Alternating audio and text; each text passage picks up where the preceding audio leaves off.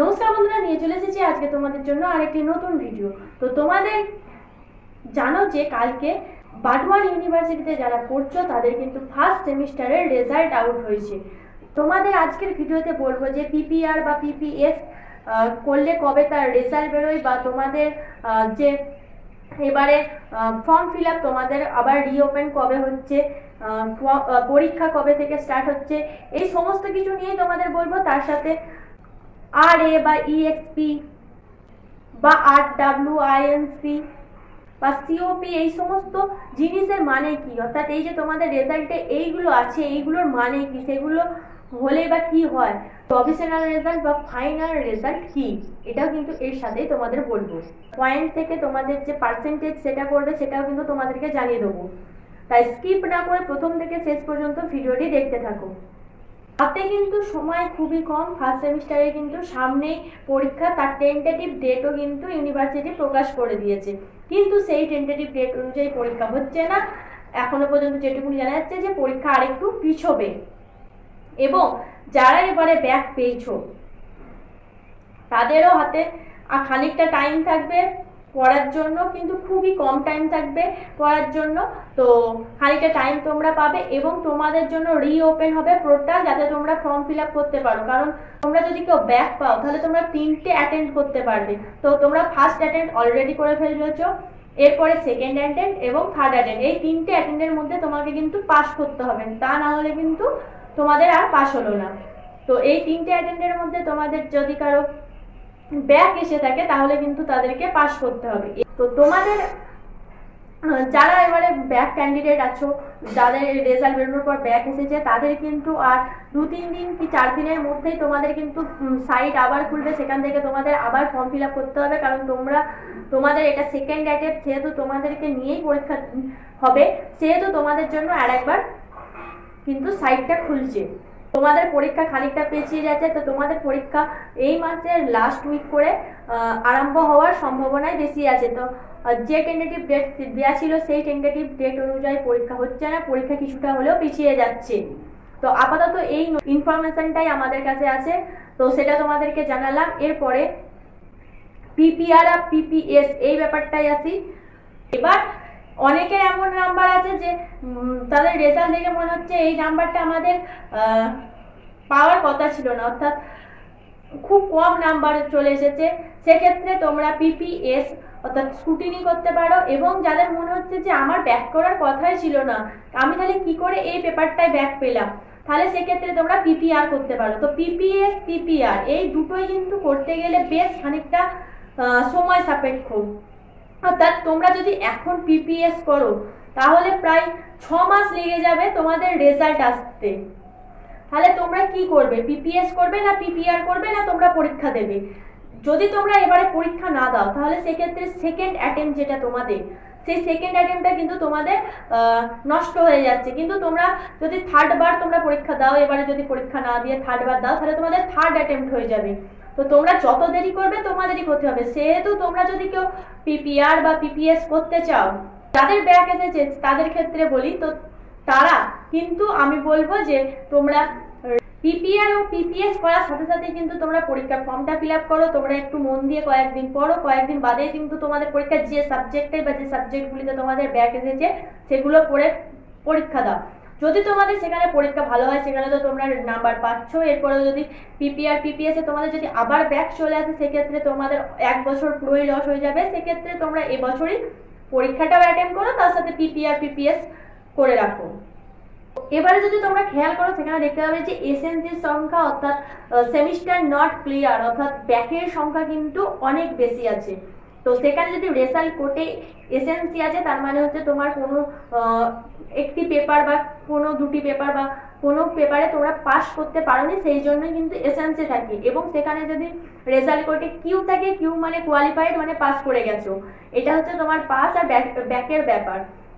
তো যে পেপার কোডগুলি এখানে উল্লেখ আছে সেই পেপার কোডগুলিতে তোমরা পাস করেছো, যে পেপারগুলি উল্লেখ নেই সেই পেপার কোডগুলিতে তোমরা ব্যাক এসেছে, অর্থাৎ সেই পেপারে তোমরা ব্যাক পেয়েছো, সেই পেপারটাই তোমাদের আবার পরীক্ষা দিতে হবে। কদিন বাদই তোমাদের পরীক্ষা, তো খুব ভালোভাবে মন দিয়ে পড়াশোনা করো যাতে এবারে তোমরা পাস করে যেতে পারো। এরপরে আসি যে আরএ মানেটা কি হচ্ছে? আরএ মানে হচ্ছে রিপোর্ট এগেনস্ট, মানে তোমরা পরীক্ষার হলে চিট করেছো বা এমন কিছু কাজ করেছো তার জন্য কিন্তু আরএ এসেছে। আরএ এলেও কিন্তু তোমাদেরকে আবার পরীক্ষা দিতে হবে, কারণ তোমাদের ব্যাক চলে এসেছে। এরপরে হচ্ছে ইএক্সপি মানে হচ্ছে এক্সপ্লেন, অর্থাৎ তোমরা পরীক্ষা হলে এমন কিছু করেছো যার জন্যই এটা এসেছে, এর জন্য কিন্তু তোমাদের পরীক্ষা বাতিল হয়েছে, সেক্ষেত্রেও তোমাদের সেকেন্ড অ্যাটেম্প্ট করতে হবে, অর্থাৎ কিছুদিন পরে তোমাদের পরীক্ষা, সেখানে তোমাদের কিন্তু পরীক্ষায় বসতে হবে, পরীক্ষা দিতে হবে, তারপর তোমরা পাস করলে তবেই কিন্তু পাস। তো এই ক্ষেত্রে কিন্তু তোমরা যদি পিপিআর বা পিপিএস করো তাহলে কিন্তু তোমরা পাস করতে পারবে না। তো যাদের আরএ বা ইএক্সপি আছে তাদের কিন্তু পরীক্ষা দিতে হবে, অর্থাৎ সেকেন্ড অ্যাটেম্প্ট যেটা তোমাদের হাতে আছে সেই সেকেন্ড অ্যাটেম্প্টটা তোমাদের অ্যাটেন্ড করতে হবে। এরপরে হচ্ছে আইএনসি মানে হচ্ছে ইনকমপ্লিট, অর্থাৎ তোমাদের কোনো প্রজেক্ট বা প্র্যাকটিক্যাল যেটা থাকে সেটা তোমাদের নাম্বার কোনোভাবে হয়তো ইউনিভার্সিটির কাছে গিয়ে পৌঁছায়নি বা তোমরা পরীক্ষা দেওনি, সেই ক্ষেত্রে কিন্তু আইএনসি থাকে। এটা যদি তোমরা তোমাদের কলেজের টিচারের সাথে যোগাযোগ করো, অর্থাৎ এইচওডির সাথে, তাহলে কিন্তু তোমাদের এই আইএনসি ব্যাপারটা তিনি সলভ করে দিতে পারেন, অর্থাৎ এই আইএনসি কেটে গিয়ে তোমার কিন্তু রেজাল্ট চলে আসতে পারে, সেক্ষেত্রে তুমি পাসও করে যেতে পারো। তো আইএনসি ব্যাপারটা নিয়ে অতটা ভাবনার কিছু নেই, আইএনসিটা এই কারণেই মূলত হয়ে থাকে। এবার আসি এসজিপিএ ব্যাপারটায়। তো এসজিপিএ মানে হচ্ছে সেমিস্টার গ্রেড পয়েন্ট, অর্থাৎ তুমি যে এই সেমিস্টারটা দিয়েছো এই সেমিস্টারের গ্রেড পয়েন্ট কিন্তু তোমাদের এসজিপিএ থাকে, অর্থাৎ তোমার একটা সেমিস্টারের যে তোমার পয়েন্ট সেটা কিন্তু এসজিপিএ তে থাকে, অর্থাৎ তোমার সেই সেমিস্টারের যে গ্রেড পয়েন্টগুলো থাকবে সেটাই এসজিপিএ। তোমাদের এবারে দেখতে হবে যে এসজিপিএ তে যা পয়েন্ট আছে সিজিপিএ তেও তাই পয়েন্ট আছে, তো সিজিপিএ পয়েন্টটা এবারে কাউন্ট হবে না, কারণ তোমাদের শুধু একটা এক্সামেরই রেজাল্ট বেরিয়েছে। তো সিজিপিএ পয়েন্টটা তখন কাউন্ট হবে যখন তোমাদের আরো একটি পরীক্ষার রেজাল্ট বেরোবে। সিজিপিএ মানে হচ্ছে কিউমুলেটিভ গ্রেড পয়েন্ট অ্যাভারেজ। তো এটা কিন্তু তোমাদের সেকেন্ড সেমিস্টারে তোমাদের এই সিজিপিএ ব্যাপারটা তোমাদের ভালোভাবে বুঝতে পারবে, এখন বললে অতটা বুঝতে পারবে না। তো সিজিপিএ ব্যাপারটা তোমাদেরকে যখন সেকেন্ড সেমিস্টার আসবে তখন আমরা কিন্তু স্পষ্টভাবে তোমাদেরকে বুঝিয়ে দেবো। এসজিপিএ সিজিপিএ ব্যাপারটা বোঝা গেল। এবার তোমাদের হচ্ছে যে তোমাদের গ্রেড যে পয়েন্ট আছে, পয়েন্ট থেকে তোমাদের নাম্বারটা বার করবে কি করে। তো তোমাদের যে গ্রেড পয়েন্ট আছে সেই পয়েন্টটাকে তোমরা নেবে এবং তার সাথে 10 গুণ করবে এবং -5 করবে, তাহলেই কিন্তু তোমাদের যেটা বেরোবে সেটাই কিন্তু তোমরা সেই পার্সেন্টেজটা পেয়েছো। অর্থাৎ তোমরা যদি ধরো কেউ পেয়েছো 8.5, তো সেক্ষেত্রে তোমার 8.5 × 10 অর্থাৎ 85 - 5 অর্থাৎ তোমাদের 80, অর্থাৎ তোমরা 80 পেয়েছো। এখানে কিন্তু সমস্তটা 10 এর মধ্যে কাউন্ট করা হয়, তো তোমরা পার্সেন্টেজটা তোমরা বার করে নিতে পারবে এইভাবে যে তোমাদের কত পার্সেন্টেজ এসেছে এর মধ্যে।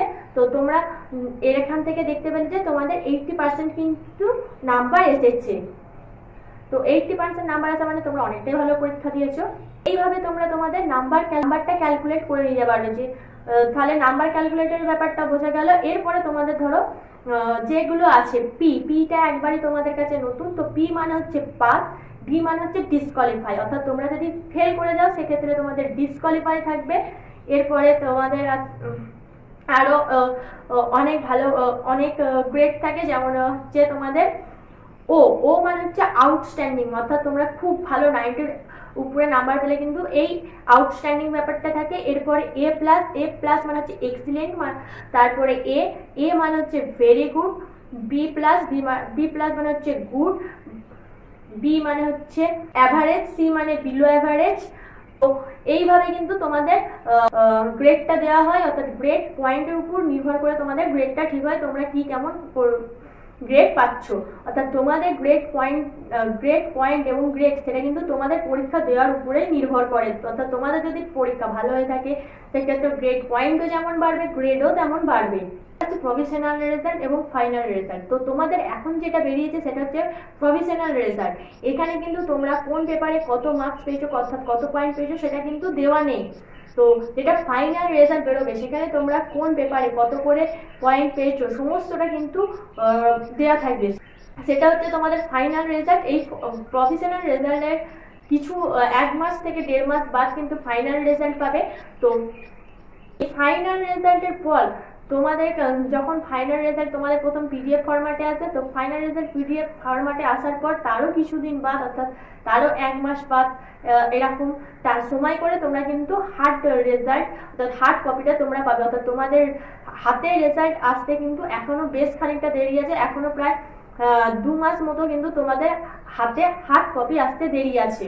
তো তোমরা কখনোই যদি ধরো তোমরা এবার ভাবছো যে স্কলারশিপ করবে, তো একটা সেমিস্টারের রেজাল্ট দিয়ে স্কলারশিপ হয় না, তোমাদের ফার্স্ট সেমিস্টার ও সেকেন্ড সেমিস্টারে দুটো সেমিস্টারের রেজাল্ট নিয়ে কিন্তু তোমাদের